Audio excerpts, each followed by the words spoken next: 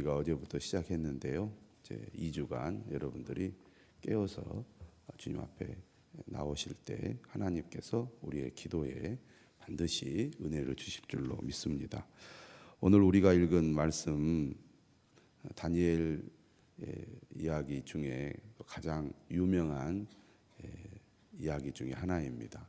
저는 어렸을 때에 저희 애할아버지께서 사드락과 메삭과 아벳느고 이 얘기를 참 많이 하셨어요. 사드락과 메삭과 아벳느고라는 말을 어렸을 때 자주 듣다 보니까 어려운 단어잖아요. 이름이. 그런데도 그 어렸을 때 들은 그 이름을 기억을 하고 잘 잊어버리지 않았던 것 같습니다. 그래서 사드락과 메삭과 아벳느고라는 이름은 사실 바벨론이 그들에게 붙여준 이름이거든요. 오늘 우리가 읽은 말씀을 보면 계명 이전의 이름을 사용하지 않고 계명 이후의 이름을 사용을 하는 것을 볼 수 있습니다. 다니엘은 벨드사살이라는 이름보다는 본래의 이름을 쭉 밀고 있는데 오늘 이 중요한 다니엘의 세 친구들 그들이 겪는 고난에 관한 이 사건은 계명 이후의 이름을 반복해서 사용을 하고 또 오늘 본문에서도 보면은 이 세 사람의 이름을 반복해서 부르고 있습니다. 저도 그 어렸을 때부터 들은 사드락과 메삭과 아벳느고 이 세 사람의 이름이 늘 이렇게 마음속에 생각이 나고 또 다니엘서 읽을 때마다 어렸을 때 저희 애할아버지께서 이렇게 이야기해 주셨던 그때가 생각이 납니다. 저희 애할아버지께서 못 배우신 분이잖아요. 그래도 한글을 깨우쳤는데 늘 성경책 사이에 이렇게 종이에 항상 이렇게 말씀을 기록하던 그 기억이 납니다. 그래서 어렸을 때 이렇게 성경을 이렇게 펴보면 저는 그래도 배웠잖아요. 초등학교 때 이렇게 글을 보면은 그 표준 이 뭐라 그럴까요? 어법에 안 맞는 이렇게 글을 쓰시더라고요. 우리는 딱 표준법에 맞춰서 쓰는데 그런데도 열심히 기록을 하고 나름대로 성경을 연구하고 농사를 지으면서 평생 그렇게 사셨던 할아버지가 생각이 났습니다. 사드락과 메삭과 아벳느고. 사실 오늘 우리가 읽은 이 본문 이야기는 어제 본문 내 말씀이 가장 중요하고 핵심이 된다고 하겠습니다. 사드락과 메삭과 아벳느고가 어떻게 말을 하고 있느냐면 어제 본문 16절에서 느부갓네살이 회유를 하잖아요. 엎드려 절하면 좋겠다 지금이라도 엎드려 절하면 용서해 주겠다는 말을 했고 그렇지 않으면 너희들 어쩔 수 없이 풀무불 가운데 던져 넣을 거다. 바벨론 제국의 왕이 이 이방인인 사드락과 메삭과 아벳느고에게 기회를 준다는 것은 엄청난 일이거든요. 왕의 명령이 분명히 떨어졌는데 고의로 왕의 명령을 어긴 사람들을 용서해 주겠다 이렇게 한다는 것 자체도 매우 놀라운 일입니다. 그런데 그러한 회유를 단호하게 거절을 하죠. 뭐라고 얘기를 합니까? 우리가 섬기는 하나님이 계시다면 우리를 맹렬히 타는 풀무불 가운데서 능히 건져내시겠고 왕의 손에서도 건져내시리라. 우리는 어떤 일이 있어도 하나님을 믿는 믿음을 결코 포기할 수 없습니다. 그리고 우리가 이 믿음을 가질 때 하나님께서 반드시 우리를 구원해 주실 것입니다. 이렇게 고백을 합니다. 여기까지 말씀이 끝나면 괜찮겠지만 그 다음 말이 중요하죠. 18절에 뭐라고 얘기하냐면 그렇게 하지 아니하실지라도 그렇게 하지 아니하실지라도 왕이여 우리가 왕의 신들을 섬기지도 아니하고 왕이 세우신 금신상에게 절하지도 아니할 줄을 아옵소서. 이렇게 하기가 쉽지 않습니다. 우리는 하나님을 위해서 헌신하고 희생할 때 이 땅에서 어떤 대가나 보상이 주어질 것을 기대하고 또 그렇게 믿고 할 때가 많은데 진정한 신앙이란 그것을 뛰어넘는 것이라는 거죠. 이처럼 단호하게 우상 숭배를 거절한 이유가 어디에 있겠습니까?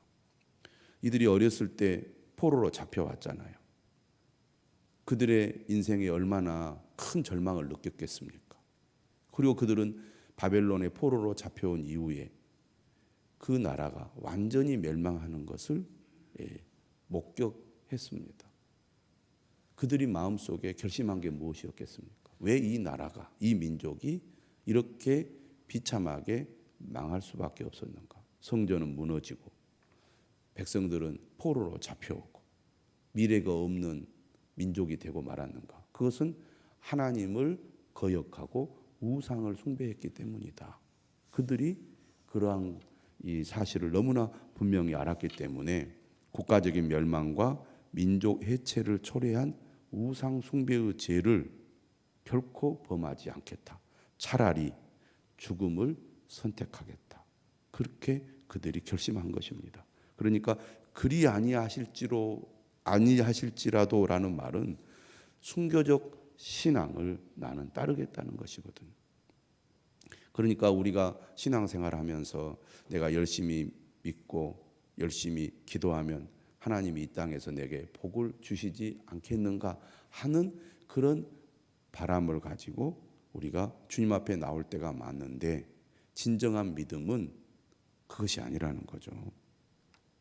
지상의 삶에서 하나님의 즉각적인 구원을 맛보지 못할지라도 거짓 신과 우상에게 결코 고개 숙이지 않겠다.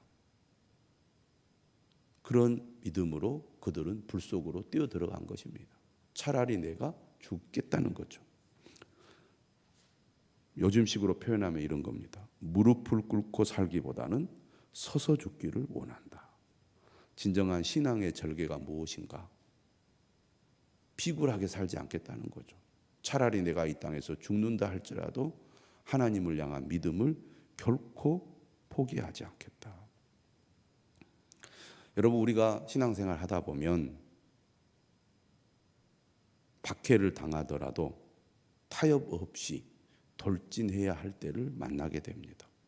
1장에서 다니엘은 어떻게 했습니까? 대안적인 불복종을 했어요. 10일간 한번 실험해 봅시다. 그리고 정말 아무런 일이 없으면 우리 뜻대로 해 주십시오. 이렇게 요청을 했잖아요. 대안적인 불복종입니다. 그런데 3장은 대안 없이 벼랑 끝에 배수진을 치는 저항입니다. 차라리 죽여라. 나는 목숨을 바치는 한이 있더라도 금신상에게 절하지 않겠다. 그런 결단을 했습니다. 우리가 신앙생활을 하면서 이처럼 영적인 지조와 절개를 지키다가 박해를 당하더라도 타협 없이 돌진해야 할 때를 만난다는 겁니다. 언제 타협적인 대안적 불복종을 시도할 것인지 또는 비타협적 저돌적 불복종을 시도할 것인지 잘 관찰하고 판단해야 한다는 거죠. 때로는 1장처럼 때로는 3장처럼 결단해야 할 때가 온다는 것입니다. 바벨론은 무엇을 상징합니까? 세상의 부, 풍요, 욕망, 충족, 지배 의지를 상징하는 말이라고 하겠습니다. 오늘 이 거대한 세상의 강력한 힘이 우리를 짓누르면서 고개를 숙이고 절을 하라고 요구하고 있죠. 우리는 그러한 거대한 요구에 어떻게 반응하고 있습니까? 오늘 다니엘의 이 세 친구들은 그러한 거대한 힘에 굴복하지 않고 믿음의 절개를 지켰습니다. 오늘 본문을 보면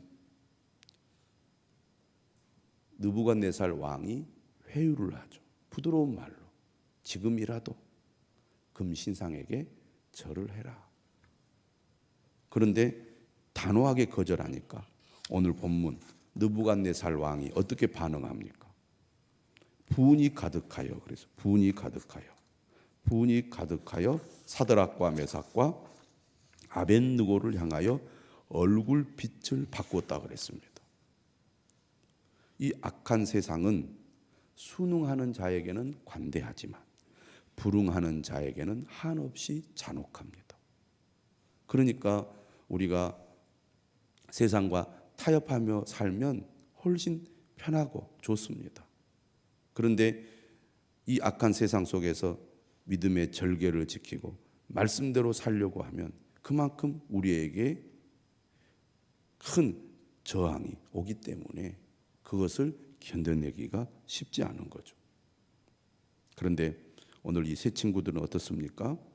하나님께 구원을 간구하지도 않았어요. 하나님, 우리가 풀무불에 들어가지만 그 풀무불 속에서 우리를 건져 주십시오, 살려 주십시오 라고 하지 않았다는 겁니다. 하나님께서 개입해 주시리라는 기대감에서 죽음의 위협을 감내하지 않았죠. 죽는다 할지라도 그것이 믿음의 길이기에 풀무불의 죽음을 선택한 것입니다. 이들은 하나님께 적대적인 환경 속에서 믿는 사람들이 어떻게 행동해야 될지를 잘 보여주었습니다. 여러분, 화형이라는 게 얼마나 끔찍한 처형 방법입니까?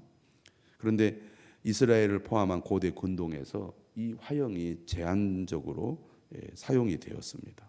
함무라비 법전을 들어보셨을 거예요. 함무라비 법전에 보면 화재가 난 집에서 물건을 훔치려 한 자에게 불에 던져 처형하도록 규정을 하고 있습니다. 또 에레미야 29장 10절에도 보면 느부갓네살이 반란을 선동했다는 죄목으로 유다의 두 예언자인 시드기야와 아합을 불에 태워 죽입니다. 이 불에 의한 심판과 처형은 특히 포로기 이후에 묵시문학에 자주 등장하는 모티브인데요. 풀무불의 화형은 가장 잔혹하게 죽이는 방법이라고 하겠습니다. 고대 근동에는 다양한 종류의 불가마가 사용이 되었는데 오늘 본문을 보면 세 친구들이 그 안에서 걸어 다니는 것을 보면 광속을 녹여 금속을 빼내는 용광로에 그들이 던져졌다는 것을 알 수가 있습니다. 오늘 느부갓네살이 분노가 가득하여 얼굴빛을 바꾸고 명령을 합니다. 풀무불을 평소보다 7배나 더 뜨겁게 하라고. 7배나 더 뜨겁게 하라는 것은 무엇을 의미합니까? 7이라는 숫자가 완전수잖아요. 최고조에 이르도록 뜨겁게 불을 달구라는 얘기입니다. 그들은 옷을 입은 채 결박하여 맹렬히 타는 풀무불 가운데 던져졌습니다. 옷을 입은 채 풀무불 가운데 던진 이유가 어디 있겠습니까? 불에 더 잘 타도록 하기 위해서 그렇게 던진 것이죠. 얼마나 뜨거웠던지 이 세 친구들을 풀무불에 던진 이 용사들도 함께 불에 타서 죽었습니다. 그 정도로 불길이 맹렬했다는 것입니다. 수능보다 하나님을 택한 이가 치를 대가는 이처럼 불같은 고난일 수가 있습니다. 타 죽기도 하는 거죠. 죽음까지 각오해야 했습니다. 하지만 목숨 걸고 지켜야 하는 것이 신앙이라는 거죠. 그 정도로 절실하고 그 정도로 굳은 각오가 필요한 것이 믿음이라고 하겠습니다. 다니엘은 이 묵시문학에 속하거든요. 언제 이 말씀이 이스라엘 백성들, 특히 유대인들에게 귀하게 여겨졌을까요? 바벨론 시대만이 아니죠. 그 다음에 페르시아 시대도 있었습니다. 알렉산더가 통치하던 헬라 시대가 있었고 그 이후에 로마 시대가 있었습니다. 그러한 시대를 거쳐가면서 유대인들은 이처럼 믿음을 지키는 것이 얼마나 고난의 길인지를 잘 알았어요. 이런 다니엘의 세 친구의 그 믿음과 그 절개를 보면서 우리도 어떤 고난 속에서도 다니엘처럼 그리고 그 친구들처럼 죽는 한이 있더라도 끝까지 믿음을 지켜야겠다는 각오를 했을 것입니다. 오늘 우리도 마찬가지죠. 믿음으로 산다는 것은 이처럼 죽음을 각오해야 되는 것일 수 있습니다. 일제시대 때 우리 선배들이 그랬고, 공산주의 치하에서 믿음을 지켜가고 있는 북한의 그리스도인들도 그랬을 것입니다. 우리는 얼마나 죽음을 각오하고 믿음을 지켜야 한다고 생각하고 있습니까? 목숨보다 귀한 것이 믿음이다. 하나님과의 관계가 내 생명보다 더 귀하다. 그런 정도의 믿음을 가지고 있습니까? 만약에 믿음이라는 것이 생명과 바꿀 수 있을 만큼 가치가 있는 것이 아니라고 한다면 우리가 어떤 상황 속에서도 끝까지 지켜야 할 소중한 것이라고 우리가 여길 수 있겠습니까? 다니엘과 그 친구들을 보면 믿음이란 그 무엇과도 바꿀 수 없는 절대적인 가치가 있다는 것을 우리에게 가르쳐 줍니다. 드디어 불 속에 던져진 다니엘의 세 친구 사드락과 메삭과 아벳느고 어떻게 됩니까? 24절 이하에 보면 느부갓네살 왕이 놀라 급히 일어납니다. 그리고 모사들에게 묻죠. 우리가 결박하여 불 가운데 던진 자는 세 사람이 아니었느냐? 그런데 내가 보니까 결박되지 아니한 네 사람이 불 가운데로 다니는데 상하지도 아니하였고 그 넷째의 모양은 신들의 아들과 같도다. 여기서 신들의 아들이라는 것은 천사를 가리킬 것입니다. 분명히 세 사람을 넣었으면 순식간에 다 불에 타서 죽어야 되는데 그 맹렬히 타는 풀무불에 죽지도 않고 걸어 다닐 뿐만 아니라 세 사람이 아니라 네 사람이 있으니까 왕이 얼마나 놀랐겠습니까? 그래서 24절에 6절에 보면 느부갓네살이 풀무불 아기 가까이 가서 이 세 친구들을 부릅니다. 지극히 높으신 하나님의 종 사드락 메삭 아벳느고야 나와서 이리로 오라. 사드락과 메삭과 아벳느고가 불 가운데서 나옵니다.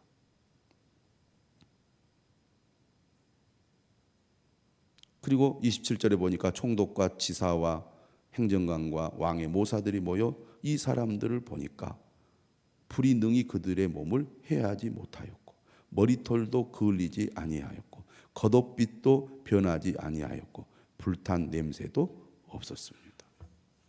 느부갓네살이 이렇게 말을 해요. 사드락과 메삭과 아벳느고의 하나님을 찬송할지로다. 그가 그의 천사를 보내사 자기를 의뢰하고 그들의 몸을 바쳐 왕의 명령을 거역하고 그 하나님 밖에는 다른 신을 섬기지 아니하며 그에게 절하지 아니한 종들을 구원하셨도다. 우리가 다니엘서를 통해서 느부갓네살을 보면 어떤 생각이 듭니까? 느부갓네살은 2장에서도 다니엘이 그의 꿈을 알아내고 해석했을 때 놀라고 또 하나님을 찬양합니다. 그런데 얼마 가지 못해요. 얼마 가지 못해서 다시 또 금신상을 세우고 절하지 않는 자들은 다 죽이겠다고 말합니다. 그러니까 하나님의 은혜를 경험하는데 그 은혜가 깊이 뿌리를 내리지 못하니까 금세 다시 본래대로 돌아갑니다. 오늘도 마찬가지죠. 이 사드락과 메삭과 아벳느고를 통해서 하나님이 얼마나 위대하신가를 그는 경험하고 놀라며 찬양하지만 금세 또 원래대로 돌아가는 것을 보게 됩니다. 그런데 이런 느부갓네살과 같은 사람들이 오늘 우리가 사는 이 시대에도 교회 안에도 많이 있습니다. 하나님을 경험하기를 하죠. 은혜를 체험하기도 하지만 돌아서면 다시 본래대로 과거로 믿기 이전의 사람처럼 돌아가는 사람들이 있습니다. 하나님의 은혜가 깊이 스며들어서 뿌리를 내리기가 그만큼 쉽지 않다는 것입니다. 하지만 오늘 본문에서 느부갓네살은 이 세 사람의 그 목숨을 건 믿음을 통해서 하나님이 살아계심과 하나님이 얼마나 위대하신지를 알게 됩니다. 오늘 우리도 마찬가지입니다. 환경이나 형편을 따라 이랬다 저랬다 하는 신앙이 아니라 어떤 형편과 환경 속에서도 믿음의 중심을 굳게 지키고 목숨을 걸고 하나님을 철저하게 섬기면 그러한 사람들을 통해서 하나님께서는 영광을 받으시고 많은 사람들에게 하나님이 어떤 분이신지를 분명히 드러내게 하실 것입니다. 우리는 어떤 믿음을 가지고 있습니까? 느부갓네살처럼 잠시 잠깐 은혜를 받다가 다시 과거로 돌아가는 사람입니까? 아니면 당장 이 땅에서 내가 구원을 받지 못한다 할지라도 하나님과의 관계가 가장 귀하다는 것을 알고 믿음을 끝까지 굳게 지키는 그런 사람입니까? 저는 오늘 우리 사랑하는 모든 성도들이 사드락과 메삭과 아벤느고와 같이 어떤 상황 속에서도 믿음을 지키고 하나님 중심의 삶을 살아가는 사람이 될 수 있기를 주님의 이름으로 축원합니다. 그 믿음을 우리가 가지기 위해서 기도하는 것입니다. 내 힘으로 우리가 믿음을 가질 수도 없고 내 힘으로 믿음을 지킬 수도 없고 내 힘으로 말씀대로 살아갈 수 없습니다. 하나님이 힘 주시고 능력 주셔야 믿음도 지키고 믿음의 능력도 나타내는 사람이 될 수 있음을 꼭 기억하시고 2주간 여러분 힘써 새벽을 깨우며 기도함으로 사드락과 메삭과 아벤느고와 같은 믿음의 삶을 살아가시기를 주님의 이름으로 축원합니다.